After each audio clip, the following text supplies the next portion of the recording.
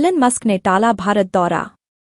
Tesla के प्रमुख Elon Musk का भारत दौरा टला है। बताया गया है कि मस्क ने खुद इस दौरे को कुछ समय के लिए स्थगित करने का फैसला किया। बता दें कि मस्क सोमवार को ही भारत आकर पीएम नरेंद्र मोदी से मुलाकात करने वाले थे। मस्क ने इसे लेकर एक्स पर अपने हैंडल से पोस्ट भी किया। उन्होंने कहा, दुर्भाग्यपूर्ण है कि मुझे टेस्ला के प्रति जिम्मेदारी के चलते भारत दौरा टालना पड़ रहा है, लेकिन मैं इस साल ही भारत आने का मौका देख रहा हूं।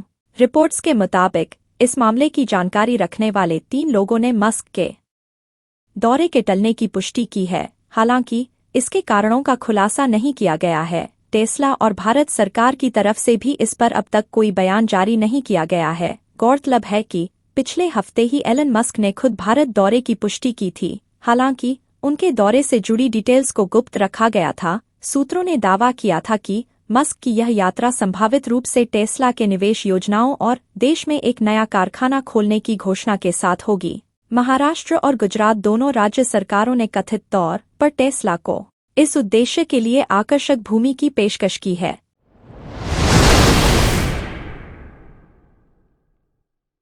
भारत में हुए जी20 सम्मेलन की तारीफ। अमेरिका में आईएमएफ और विश्व बैंक की वार्षिक बसंत बैठक चल रही है। इस बैठक में शामिल होने के लिए भारत की तरफ से आर्थिक मामलों के सचिव अजय सेठ भी अमेरिका दौरे पर हैं। अजय सेठ ने बताया कि इस बैठक के दौरान आईएमएफ और विश्व बैंक ने भारत की अध्यक्षता में हुए जी20 सम्मेलन की तारीफ की। बैठक में कहा गया कि भारत की अध्यक्षता में हुए जी20 सम्मेलन के दौरान वैश्विक मुद्दों पर जिस तरह से आम सहमति बनाई गई, वह काबिले तारीफ है। भारत में सितंबर के 9 से 10 को जी20 सम्मेलन की बैठक हुई थी। इस सम्मेलन में 37 पेज का एक आम सहमति घोषणा पत्र पारित हुआ था, जिसमें रूस यूक्रेन युद्ध समेत वैश्विक अर्थव्यवस्था के कई मुद्दों पर आम सहमति से कदम उठाए गए थे। भारत की अध्यक्षता में हुए जी20 सम्मेलन में विभिन्न मुद्दों पर जिस तरह से सभी की भागीदारी सुनिश्चित करते हुए बैठकें आयोजित की गईं, उसकी भी तारीफ हुई। लोकसभा चुनाव के चलते इस साल की जी20 की बसंत बैठक में वित्त मंत्री निर्मला सीतारमण शामिल नहीं हुई। भारत के प्रतिनिधिमंडल में शीर्ष अधिकारी जैसे आर्थिक मामलों के सचिव अजय सेठ और भारतीय रिजर्व बैंक के प्रमुख शामिल हैं।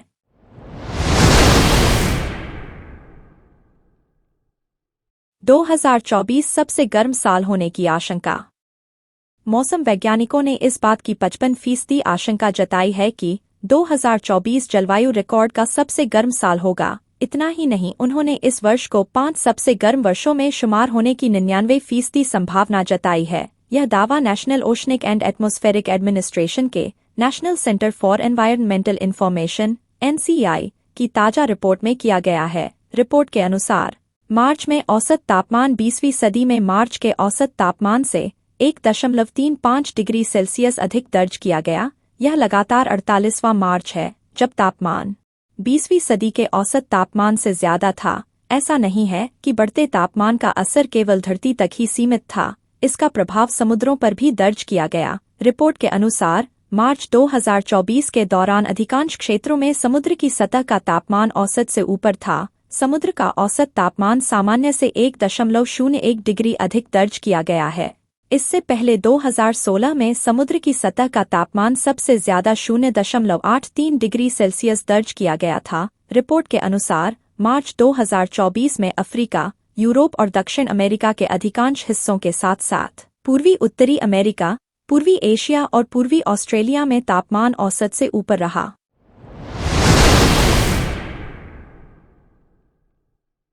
मणिपुर में मतदान केंद्र के पास गोलीबारी।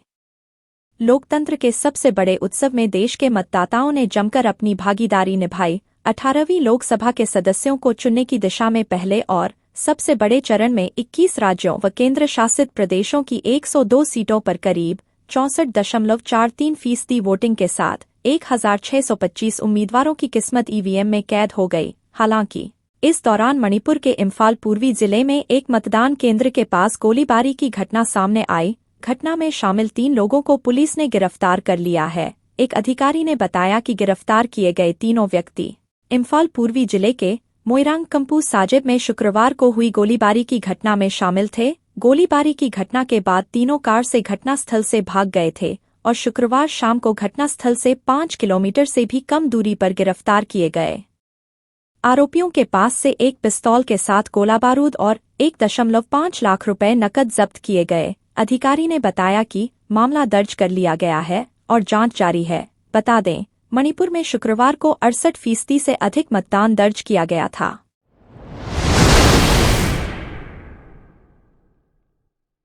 महानदी में नाव पलटने से 7 की मौत। ओडिशा के झारसुगुड़ा में शुक्रवार शाम को एक बड़ा हादसा हुआ। यहां की महानदी में नाव पलट गई। नाव में तकरीबन 50 से ज्यादा लोग सवार थे। अब तक 48 लोगों को बचाया जा चुका है। अब तक लगभग 7 लोगों का शव बरामद किया जा चुका है। रेस्क्यू टीम राहत कार्य में बची हुई है, जिसकी नदी में डूबने से मौत हो चुकी है। शुक्रवार को महानदी से एक नाव पाथरसेनी कुड़ा से बरगढ़ जिले के बंजीपल्ली की ओर 50 से ज्यादा लोगों को लेकर जा रही थी। जैसे कि नाव झारसुगुड़ा के सारदा घाट के पास पहुंची, वह अचानक से पलट गई। नाव में बैठे लोग नदी में डूब गए। खुद को बचाने की कोशिश करने लगे।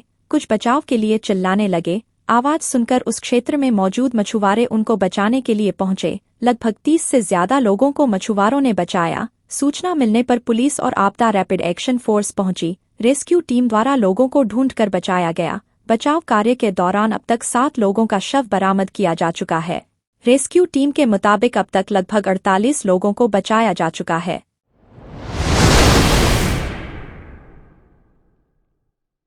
इराक में ईरान समर्थित सैन्य ठिकानों पर 5 धमाके।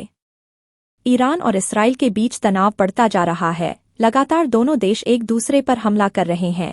इस बीच इराक में शनिवार को ईरान समर्थित सैन्य ठिकानों 5 धमाके हुए। इसमें कम से कम 3 लोग घायल हो गए। हालांकि अभी तक धमाकों के कारणों का पता नहीं चल पाया है। बगदाद के दक्षिण में बेबीलोन गवर्नरेट में सुरक्षा समिति के सदस्य मुहन्नाद अल अनाजी के अनुसार विस्फोट विशेष रूप से पॉपुलर मोबिलाइजेशन यूनिट से संबंधित एक जगह पर हुए। बेबीलोन गवर्नरेट के उत्तर में राजमार्ग पर अलमश्रो जिले के कलसू सैन्य अड्डे पर हुए धमाकों की जांच चल रही है। ईरान को संदेह है कि यह धमाके कहीं न कहीं इसराइल की साजिश है। हालांकि इसराइल और अमेरिका के अधिकारियों ने इन आरोपों को सिरे से नकार दिया है।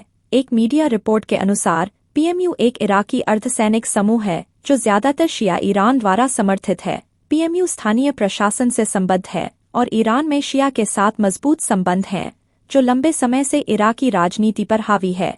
बता दें, यह धमाके ऐसे समय में हुए हैं जब इसराइल 7 अक्टूबर के हमले के जवाब में गाजा में हमास से लड़ रहा है।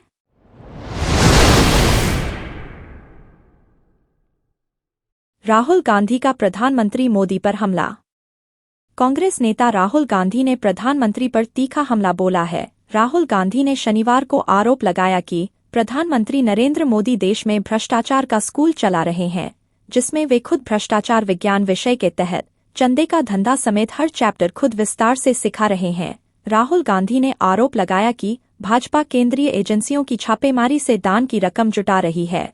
राहुल गांधी ने सोशल मीडिया पर साझा एक पोस्ट में लिखा कि छापेमारी कराकर दान कैसे लिया जाए, दान लेकर ठेके कैसे बांटे जाएं, भ्रष्ट लोगों को धुलने वाली वॉशिंग मशीन कैसे काम करती है, किस तरह से जांच एजेंसियों को रिकवरी एजेंट बनाकर जमानत और जेल का खेल खेला जाता है। राहुल गांधी ने लिखा कि भ्रष्टाचारियों का अड्डा बन चुकी भाजपा ने अपने नेताओं को इस क्रैश कोर्स को जरूरी कर दिया है, जिसकी कीमत देश चुका रहा है। राहुल गांधी के अनुसार गठबंधन की सरकार भ्रष्टाचार के इस स्कूल पर ताला लगाकर हमेशा के लिए इस कोर्स को बंद कर देगी।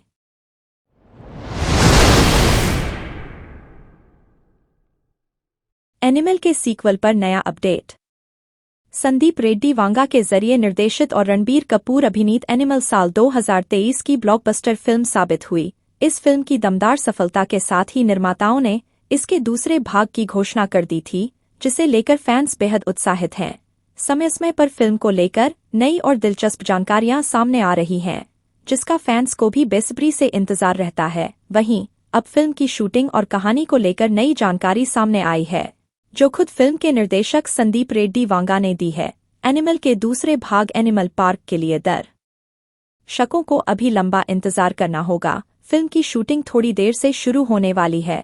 दरअसल एनिमल के निर्देशक संदीप रेड्डी वांगा ने हाल ही में मुंबई में एक अवार्ड शो में भाग लिया। इस दौरान उन्होंने फिल्म के सीक्वल के बारे में एक रोमांचक अपडेट साझा किया। साथ ही उन्होंने खुलासा किया कि फिल्म की शूटिंग साल 2026 में ही शुरू होगी। फिल्म के बारे में बात करते हुए संदीप रेड्डी वांगा ने कहा कि एनिमल पार्क फिल्म एनिमल से भी बड़ा और जंगली होने जा रहा है। फिल्म की शूटिंग 2026 तक शुरू होगी।